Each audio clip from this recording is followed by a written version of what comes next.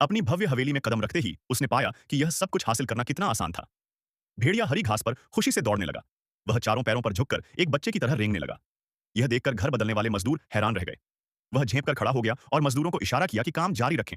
लेकिन मजदूर अब भी उलझन में थे। भेड़िया दूर के जंगल की ओर देखने लगा। उसे अपने पुराने आजाद दिनों की याद आने लगी, जब वह बिना किसी बंधन के जंगल में रेंगता फिरता था। जब भी काम की थकान उसे घेर लेती, दीवार पर टंगी शिकारों की तस्वीरें उसके भीतर की लड़ाई की भावना को फिर से जगा देती। समय धीरे धीरे बीतता गया।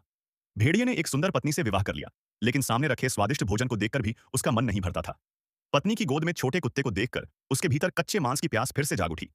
अगले ही दिन वह एक पालतू पशु की दुकान गया और एक बिल्ली का बच्चा खरीद लाया। फिर उसने उसे अपने गैराज में छिपा दिया। वह उत्साहित होकर बिल्ली के बच्चे को बाहर निकाला। उसके सामने ताजा मांस देखकर उसका मुंह पानी से भर गया। जैसे ही वह अपने दांत गाड़ने ही वाला था, उसकी बेटी ने गैराज का दरवाजा खोल दिया। वह किसी भी कीमत पर अपनी बेटी को अपनी भेड़िए वाली असलियत नहीं दिखा सकता था, लेकिन इतने लंबे समय से खुद को दबाने के कारण वह भीतर ही भीतर घुटने लगा था। दीवार पर